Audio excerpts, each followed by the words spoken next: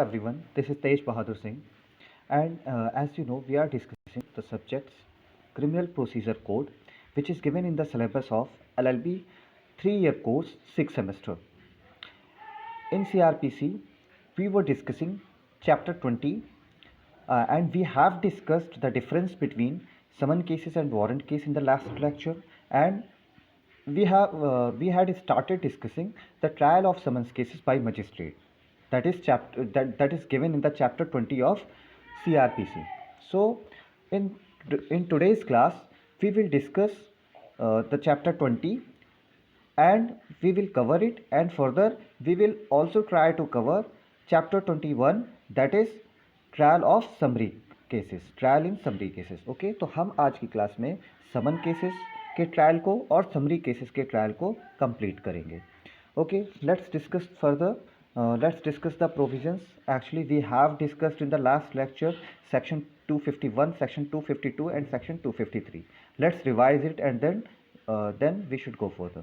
Okay, so it says 251, as we have discussed it, substance of accused to be stated. मतलब कि इसमें बात कही गई थी, इसमें ये बात कही जाती है समन्स केसेस के ट्रायल में. समन्स केसेस छोटे केसेस होते हैं जिनमें 2 साल से कम की पनिशमेंट होती है, जैसा कि हम जानते हैं.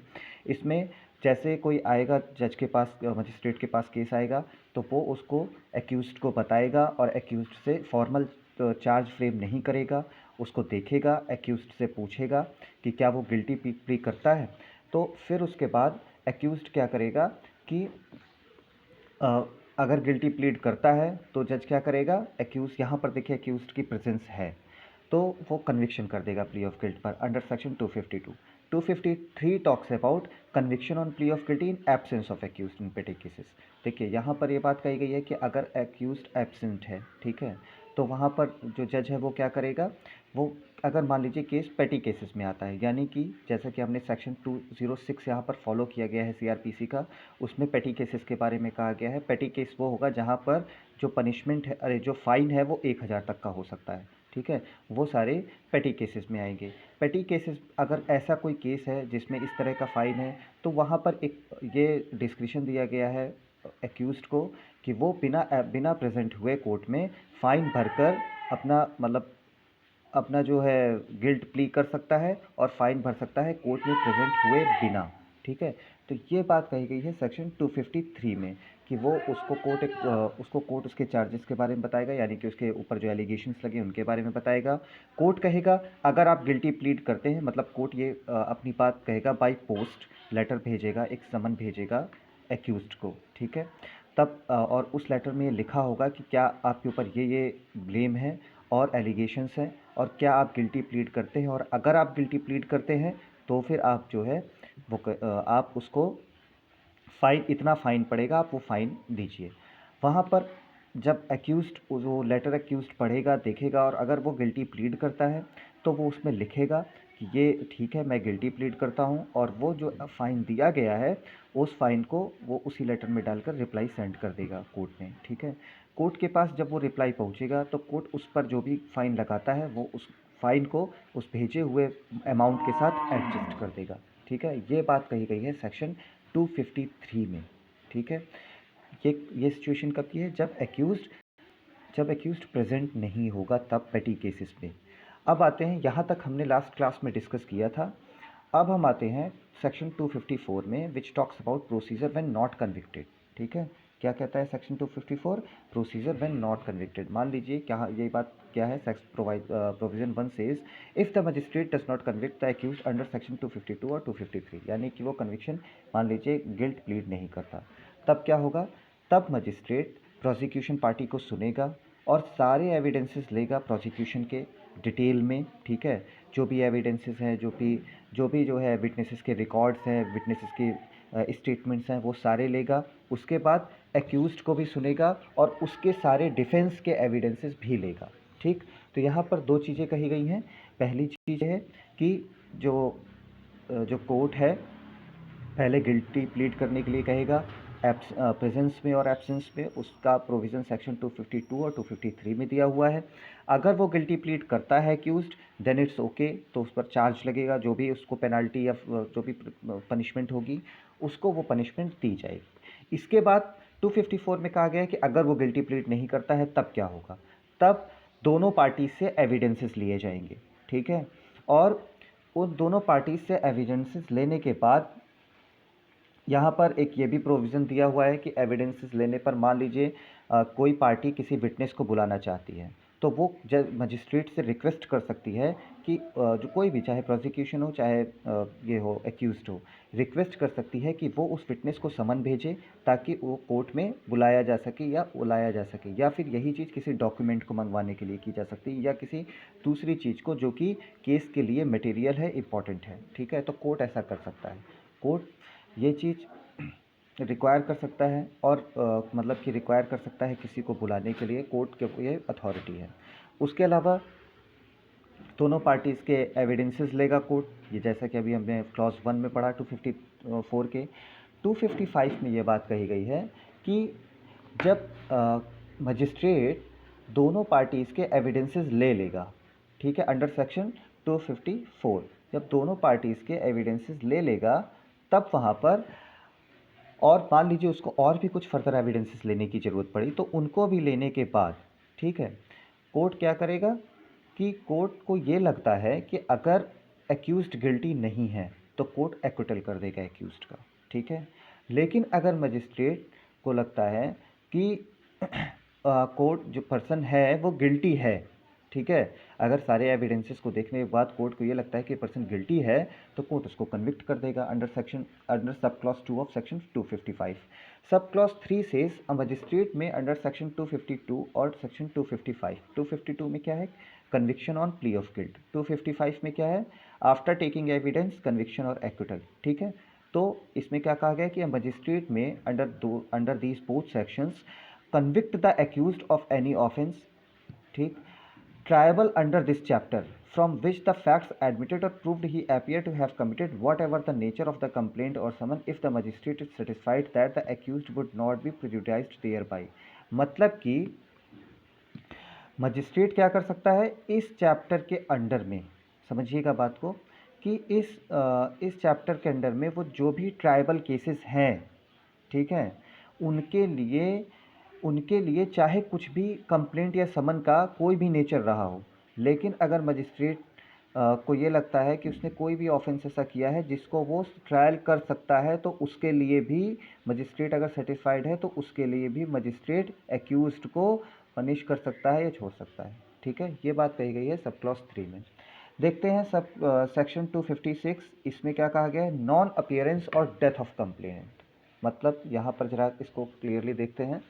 यहाँ पर ये कहा गया है कि if the summons have been issued on complaint, ठीक है, अगर कंप्लेंट किसी ने की है मजिस्ट्रेट के पास और उसके लिए समन्स इशू किया गया है, and on the day appointed for the appearance of the accused, और जिस डेट पे एक्यूज्ड को प्रेजेंट होना था, और any day subsequent thereto which the hearing may be adjourn, मतलब कि या किसी दूसरी डेट के लिए जिस डेट के लिए हियरिंग एडजर्न की गई है, मतलब किसी नेक्स्ट डेट की बात की जा रही है हियरिंग की।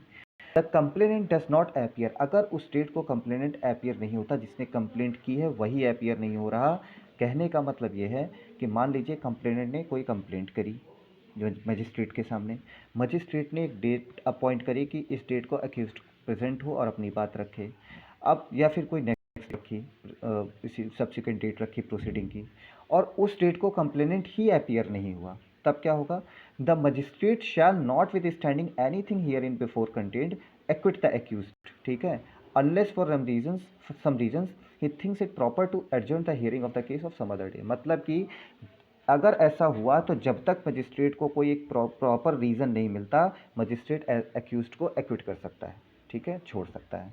प्रोवाइजो है इसका एक, provided that where the complaint is represented by a pleader or the officer conducting the prosecution, where the magistrate is of opinion that the personal attendance of the complaint is not necessary, the magistrate may dispense with this attendance and proceed the case। यहाँ पर ये बात कही गई है कि जहाँ पर मान लीजिए अगर वहाँ पर कंप्लेनेंट नहीं आ सकता लेकिन उसका प्लीडर आया है उसकी जगह, ठीक है, और मजिस्ट्रेट को ऐसा लगता है कि कंप्लेनेंट की पर्सनल अटेंडेंस इंपॉर्टेंट नहीं है, अगर है तो उसकी फिर कंप्लेनेंट की मजिस्ट्रेट यानी कि कंप्लेनेंट की एब्सेंस को एक्सक्यूज़ कर सकता है और डिस्पेंस कर सकता है और केस को प्रोसीड आगे कर सकता है एज यूजुअल प्रोसेस। ठीक है। उसके अलावा ये भी कहा गया है कि अगर मान लीजिए कोई कंप्लेनेंट है, उसकी डेथ हो जाती है और डेथ की वजह से वो नहीं आ पाता है, तो भी वहाँ पर एक्यूज्ड को एक्विट कर सकता है मजिस्ट्रेट। ठीक है। आते हैं सेक्शन 257 पे। Section 257 about withdrawal of complaint. देखते हैं इसमें क्या है। If a complainant at any time before a final order is passed in any case. देखिए यहाँ पर स्टेज जानना इंपॉर्टेंट है। कब? Before a final order is passed, मतलब कि और फाइनल ऑर्डर के आने से पहले किसी भी वक्त अगर कंप्लेनेंट जो है कंप्लेनेंट सेटिस्फाई करता है मजिस्ट्रेट को कि देखिए फिर से इसको पढ़ते हैं एक बार। If a complainant at any time before a final order is passed in any case under this chapter satisfies the magistrate. Complainant magistrate को ये पूरी तरीके से सेटिस्फाई करता है कि देयर आर सफिशिएंट ग्राउंड, ये पर्याप्त ग्राउंड्स हैं for permitting him to withdraw his complaint against accused. मतलब कि मान लीजिए कोई कंप्लेनेंट हुई और प्रोसीडिंग के किसी भी स्टेज पर कंप्लेनेंट को वो कंप्लेंट विड्रॉ करनी है, तो कंप्लेनेंट को ये सेटिस्फाई करना होगा मजिस्ट्रेट को कि उसके पास सफिशिएंट ग्राउंड है उस कंप्लेंट को विड्रॉ करने के लिए। और अगर मजिस्ट्रेट ठीक है, और यहाँ पर ये भी चीज़ लिखी हुई है, और if there be one more than one accused against all or any of them. मान लीजिए ऐसा भी हो सकता है कि जो कंप्लेंट हुई है वो 4 लोगों के लिए हुई हो फॉर एग्जांपल, तो वो किसी एक के लिए भी कह सकता है कि मैं एक के अगेंस्ट कंप्लेंट विड्रॉ करना चाहूँगा, लेकिन उसे मजिस्ट्रेट को क्लियर एक सफिशिएंट ग्राउंड देना होगा उसके लिए। तब क्या होगा, तो मजिस्ट्रेट उसे परमिट कर सकता है वो कंप्लेंट को विड्रॉ करने के लिए। ठीक है। और अगर वो विड्रॉ की गई कंप्लेंट, तो वहाँ पर क्या होगा कि ये माना जाएगा या मजिस्ट्रेट जो है एक्यूज्ड को एक्विट कर किया हुआ माना जाएगा। यानी कि कंप्लेंट कोई विड्रॉ हुई तो ये माना जाएगा कि एक्यूज्ड को एक्विट कर दिया गया है। ठीक है। उसके बाद आते हैं सेक्शन 258 पर। 258 talks about power to stop proceedings in certain cases. Power to stop proceedings in certain cases. ठीक है। अब क्या लिखा हुआ है, in any summon is instituted otherwise than upon a complaint. मतलब कि अगर कोई समन्स केस है और वो मान लीजिए किसी दूसरे, मान लीजिए वो जो है किसी कंप्लेंट पर नहीं फाइल हुई है। ठीक है। कंप्लेंट के बेसिस पर वो केस नहीं फाइल हुआ है समन केस, ठीक, या किसी दूसरे तरीके से फाइल हुआ है कंप्लेंट के बेसिस पर लेकिन नहीं हुआ है, तो magistrate first class with the previous section of the chief judicial magistrate any other मतलब यहाँ पर ये दिया हुआ है कि पहले प्रोविज़न पढ़ते हैं। In any summon cases instituted otherwise than upon the complaint a magistrate of the first class or with the previous sanction of the chief judicial magistrate any other judicial magistrate may for reasons to be recorded by him stop the proceeding at any stage without pronouncing any judgment, and where such stoppage of proceeding is made after the evidence of the principal witness has been recorded, pronounce a judgment of acquittal, and in any other case release the accused and such release shall have effect of discharge। मतलब कि यहाँ पर ये बात कही गई है कि मान लीजिए कोई समन्स केस फाइल हुआ है कंप्लेंट के अलावा किसी और तरीके से, तो मजिस्ट्रेट फर्स्ट क्लास या फिर चीफ जुडिशियल मजिस्ट्रेट की प्रीवियस सेक्शन से कोई दूसरा मजिस्ट्रेट, ठीक है, या तो मजिस्ट्रेट ऑफ फर्स्ट क्लास या फिर कोई और मजिस्ट्रेट चीफ जुडिशियल मजिस्ट्रेट की सेंक्शन लेकर क्या कर सकता है, वो उस प्रोसीडिंग को किसी भी स्टेज पर तुरंत उसको रोक सकता है। ठीक है। और उस प्रोसीडिंग को रोकने का उसे रीज़न भी देना पड़ेगा। ठीक है। और जजमेंट प्रोनाउंस नहीं करेगा वहाँ पर। ठीक है। प्रोसीडिंग को रोकेगा बिना जजमेंट प्रोनाउंस किए हुए। ठीक। और अगर ऐसा कोई भी स्टॉपेज ऑफ प्रोसीडिंग है जहाँ पर प्रिंसिपल विटनेस के एविडेंसेस ले लिए गए हैं या रिकॉर्ड कर लिए गए हैं, तो फिर वो क्या करेगा, वहाँ पर जजमेंट प्रोनाउंस कर देगा एक्विटल का। ठीक है। और अगर एविडेंसेस नहीं लिए गए हैं प्रिंसिपल विटनेसेस के, तो फिर डिस्चार्ज कर देगा। ये तो हमको भी क्लियर है, आपको भी क्लियर है कि अगर एविडेंसेस ले लिए गए हैं तो पर्सन का एक्विटल या कन्विक्शन होगा, और अगर नहीं लिए गए हैं तो उस पर डिस्चार्ज होगा अगर वो छूटता है तो। ठीक है। तो यहाँ पर यही बात कही गई है कि अगर प्रिंसिपल विटनेसेस के एविडेंसेस ले लिए गए हैं, तो अगर स्टॉपेज ऑफ प्रोसीडिंग का सीन है और प्रिंसिपल विटनेसेस के एविडेंसेस ले लिए गए हैं तो एक्विटल होगा, और अगर नहीं लिए गए हैं तो वहाँ पर क्या होगा, वहाँ पर डिस्चार्ज हो जाएगा। ठीक है।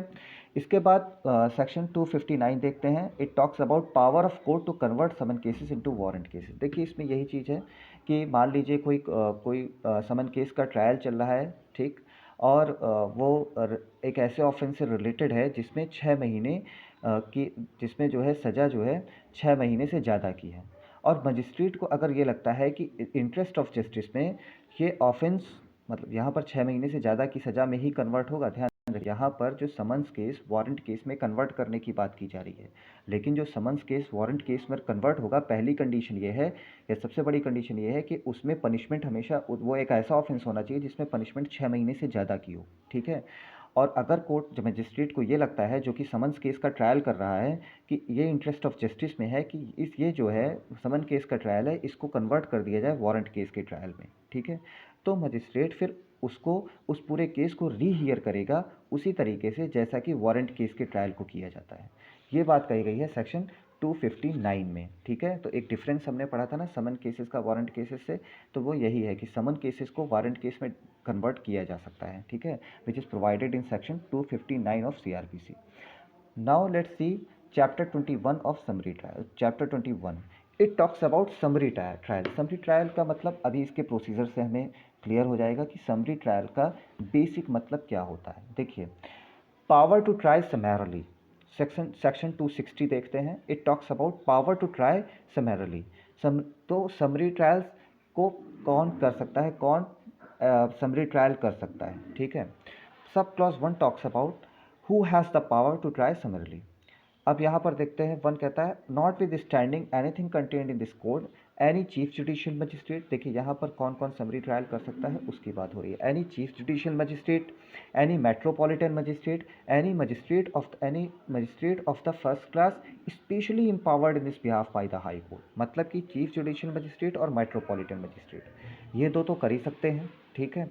उसके अलावा magistrate of the first class भी कर सकता है, लेकिन उसे हाई कोर्ट से ये पावर मिली हो तो, ठीक है। May if he thinks fit try in a summary way all or any of the following offences. अब now the question is which cases can be tried summarily, ठीक है, कौन से केसेस का समरी ट्रायल हो सकता है। तो ये बात इसके नेक्स्ट पोर्शन में कही गई है। यहाँ पर देखिए लिखा हुआ है, क्लॉज 1 कहता है offences not punishable with death, imprisonment for life or imprisonment for a term exceeding 2 years. मतलब कि समरी ट्रायल सिर्फ उन्हीं ऑफेंसेस का हो सकता है जो कि जिनमें इम्प्रिजनमेंट या जिनमें सज़ा 2 साल से कम की हो, ठीक। इसके बाद इसका सब क्लॉज 2 देखते हैं। सब क्लॉज 2 में और भी ऑफेंसेस के बारे में है जिनका समरी ट्रायल हो सकता है। वो ऑफेंसेस IPC के अंडर सेक्शन 379, 380 और 381 में जो ऑफेंसेस आते हैं, ठीक है। यहाँ पर बात थेफ्ट से रिलेटेड है जैसा कि आप जानते हैं। तो जो आप देखेंगे थेफ्ट की बात अगर करें तो 379, 380 और 381, तो ऐसे थेफ्ट के ऑफेंसेस जिनमें जो प्रॉपर्टी जो सब्जेक्ट मैटर ऑफ प्रॉपर्टी है या जो सब्जेक्ट मैटर ऑफ थेफ्ट है, वो जिसमें उस प्रॉपर्टी की वैल्यू अगर 2,000 रुपये से ज़्यादा की नहीं है तो फिर उसका समरी ट्रायल हो सकता है। मतलब चोरी की हुई संपत्ति जो भी चोरी की हुई प्रॉपर्टी है वो 2,000 रुपये से ज़्यादा की नहीं है, तो ऐसे केसेस का ट्रायल समरी ट्रायल हो सकता है, ठीक है। या फिर section 411 of Indian penal code, जिसमें क्या कहा गया है, रिसीविंग और रिटेनिंग स्टोलन प्रॉपर्टी के बारे में दिया गया है, ठीक है। वहाँ भी अगर प्रॉपर्टी की वैल्यू 2,000 से ज़्यादा नहीं है तो वहाँ पर उसका समरी ट्रायल हो सकता है। इसके अलावा अगर section 411 of Indian penal code, उसमें क्या है, assisting in concealment of disposal of stolen property, ठीक है। यहाँ भी प्रॉपर्टी वैल्यू क्या है, 200 रुपीज़। यहाँ पर अगर प्रॉपर्टी की वैल्यू इतनी है तो वहाँ पर समरी ट्रायल हो जाएगा उसका, ठीक है। इसके अलावा ऑफेंसेस अंडर सेक्शन 454 एंड 456, मतलब कि IPC के सेक्शन 454 और 456 के अंडर अगर कोई ऑफेंस है तो भी उसका समरी ट्रायल हो सकता है। इसके बाद पॉइंट 6 देखते हैं इसका। इसमें कहा गया है कि सेक्शन 504 यानी 504, अगर 504 में क्या है, insult with intent to provoke a breach of the peace, अगर या फिर क्रिमिनल इंटिमिडेशन जो कि पनिशेबल है with imprisonment for a term may extend to 2 years, 2 साल तक अगर क्रिमिनल देखिए यहाँ पर 2 तरह की चीज़ें हैं। सेक्शन हम 504 की बात कर रहे हैं। सेक्शन 504 के अंडर IPC में क्या दिया हुआ है, insult with intent to provoke a breach of peace अगर ऐसा कोई ऑफेंस है, या फिर क्रिमिनल इंटिमिडेशन है जिसमें 2 साल से कम की सज़ा है या 2 साल तक की सज़ा है, ठीक है, वहाँ पर क्रिमिनल इंटिमिडेशन आपको कहाँ मिलेगा? सेक्शन 506 में। तो सेक्शन 504 एंड सेक्शन 506 इन दोनों में जहाँ पर सज़ा 2 साल तक की है, वहाँ पर उसका समरी ट्रायल हो सकता है। तो देखिए बेन, अगर हम सिर्फ सेक्शन वाइज इसको देखें तो पहला क्लॉज इसका बात करता है हर उस ऑफेंस का समरी ट्रायल हो सकता है जिसमें पनिशमेंट 2 साल से कम की हो, ठीक है। अगर थेफ्ट से रिलेटेड ऑफेंस है जिसमें प्रॉपर्टी की वैल्यू 2000 से कम है तो हो सकता है समरी ट्रायल। सेक्शन 411 के में हो सकता है समरी ट्रायल, इसमें प्रॉपर्टी की वैल्यू दी हुई है। सेक्शन 414 में हो सकता है उसी तरह से, और सेक्शन 504 और सेक्शन 506 में समरी ट्रायल हो सकता है। तो ये प्रोविज़न आप अच्छे से पढ़िएगा, याद करिएगा इनको। इसके अलावा सेक्शन सब point 7 talks about abate of any of the forgoing offences.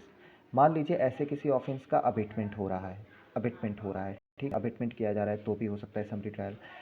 अगर अटेम्प्ट टू कमिट किए जा रहे हैं ये सब ऑफेंसेस तो भी हो सकता है, ठीक है।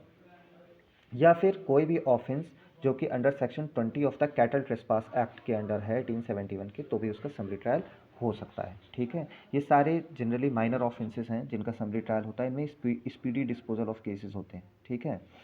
तो इसके बाद सब क्लॉज 2 इसका इंपॉर्टेंट है, which talks about when in the course of a summary trial it appears to the magistrate that the nature of the case is such that it is undesirable to try it summarily, the magistrate shall recall any witness to who may have been examined and proceed to rehear the case in the manner provided by this court। मतलब यहाँ पर ये बात कही गई है कि मान लीजिए कोई मजिस्ट्रेट है, उस जो समरी ट्रायल कर रहा है उसको ये लगता है कि इस केस को समरी ट्रायल नहीं करना चाहिए बल्कि इसका ट्रायल अलग तरीके से होना चाहिए, ठीक है। तो क्या करेगा, मजिस्ट्रेट के पास ये पावर है कि वो फिर से विटनेसेस को बुला ले जिनको एग्जामिन ऑलरेडी हो चुका है समरी ट्रायल के अंदर, और इस केस को प्रॉपर वे पर फिर से जो है रीहियर करे, ठीक है।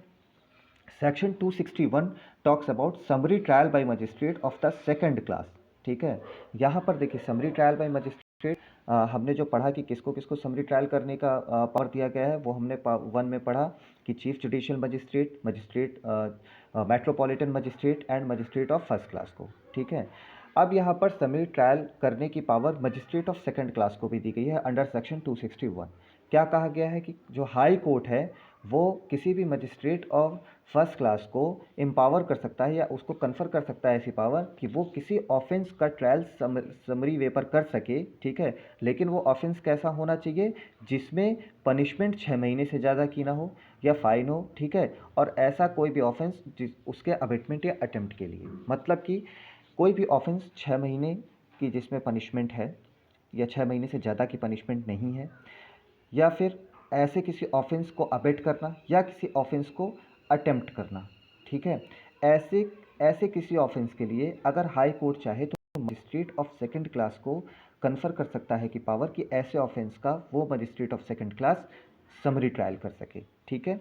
तो ये basically power is given by the high court to the magistrate of the second class, ठीक है, and for the offences which is in which imprisonment is given for a term not exceeding 6 months और fine, okay. तो यहाँ पर ये बात कही गई है। इसके अलावा प्रोसीजर समरी ट्रायल का क्या होगा, प्रोसीजर इसको देखें अगर हम, तो प्रोसीजर इसका सेम वही प्रोसीजर होगा जो समन केसेस का होता है। जैसा भी हमने ऊपर समन्स केस का प्रोसीजर पढ़ा वही सेम प्रोसीजर समरी ट्रायल का भी होता है, ठीक है। और इसके अलावा इसमें आप देखिए कि क्या लिखा हुआ है, सब clause 2 is important, no sentence of imprisonment for a term exceeding 3 months shall be passed in the case of any conviction under this chapter. मतलब कि इसमें 3 महीने से ज़्यादा की समरी ट्रायल में कन्विक्शन नहीं दी जा सकती, ठीक है।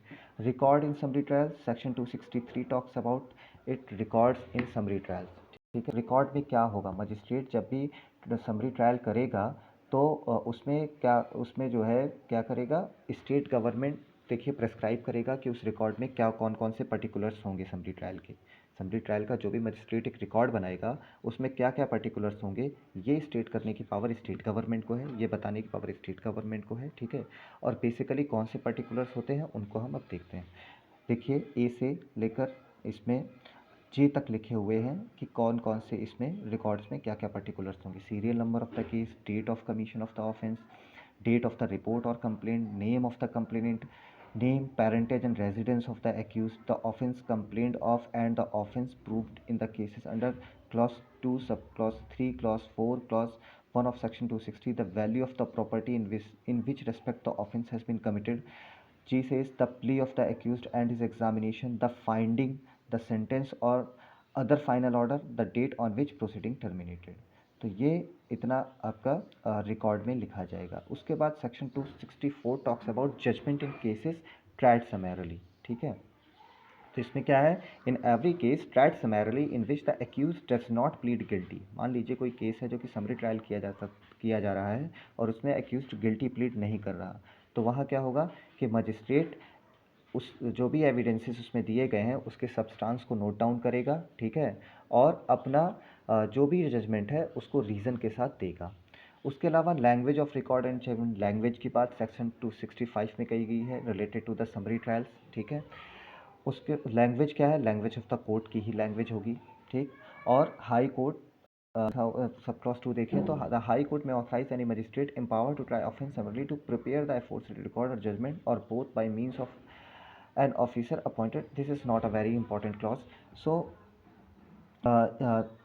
so we have discussed summary trial and summons case, trial in summons cases. Okay, this is the complete provisions from section 250 section 251 to section 259 trial in summons cases दिया हुआ है, and from section 260 to 265 summary trial का procedure दिया हुआ है. इन procedures को अच्छे से पढ़िए और इन प्रोसीजर में क्या डिफरेंस है इसको भी देखने की कोशिश करिए. Okay, in the next class we will discuss a new topic. Okay, thank you.